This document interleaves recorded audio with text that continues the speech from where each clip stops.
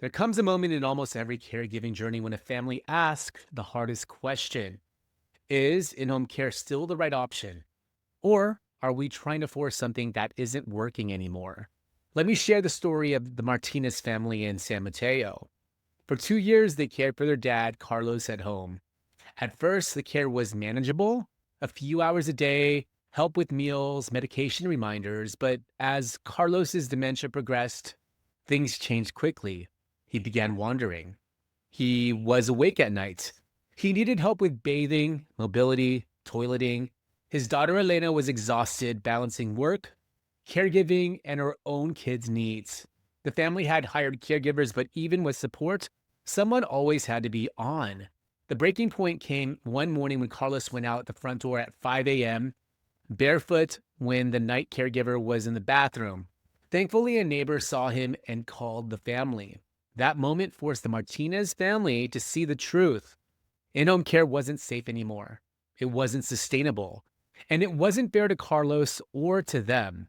This is the kind of moment many families face, and that's exactly what we're talking about today. Hi, I'm Dale Corpus, a Senior Transition Specialist and real estate expert based here in the San Francisco Bay Area.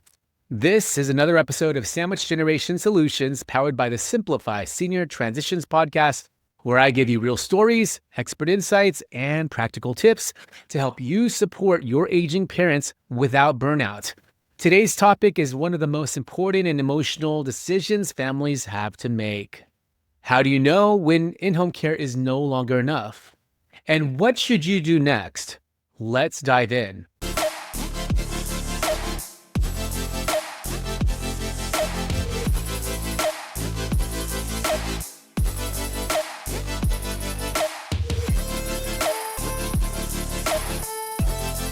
Most families want in-home care to work, and there are good reasons. It feels more personal, it feels more familiar, it feels like honoring their wishes. Your parent may have said, I want to stay home forever, and emotionally keeping them home feels like the loving choice. But here's what happens in real life. Care needs increase, costs increase, caregiver burnout increases, safety risks increase, and families start feeling guilty if they even think about doing something different. If this is where you are, you're not failing, you're not abandoning your parents, you're doing what loving children do, reassessing what is best now. So what are the clear signs that in-home care is no longer enough? Here are the top signs I see in Bay Area families. 1, care needs exceed what a home caregiver can safely handle. Examples: two-person transfers, frequent falls, wandering, incontinence that requires skilled support, aggressive or confused behavior due to dementia. When the home environment can't support the level of care needed, it becomes unsafe for everyone involved. 2, care becomes 24/7 and still isn't enough. Live-in caregivers can legally only provide about 8 hours of actual hands-on care per day. Everything else becomes a stretch.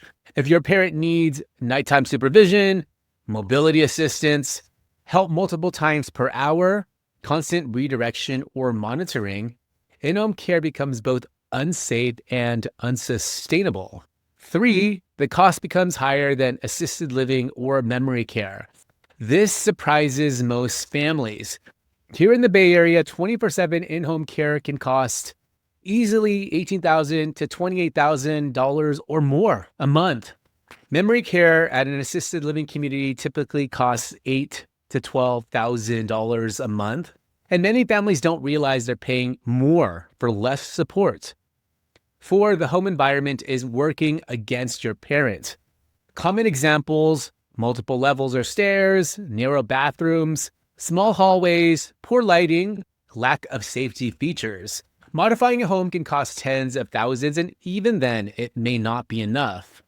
5, caregiver burnout becomes overwhelming. You know this one. You're exhausted. You're always on alert. You're stretched between work, family, and your parents.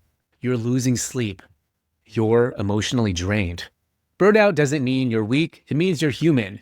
And burnout is the number one reason families transition from in-home care to assisted living or memory care. Now, what families often get wrong through no fault of their own? Let's debunk some myths. Myth 1. Moving to assisted living means I failed. No. Moving your parent when they need more care is an act of love. Myth number 2. My parent will decline faster in a community. Actually, the opposite is often true. More stimulation, better sleep, consistent meals, professional oversight, daily routines, which equals stabilization and improved quality of life.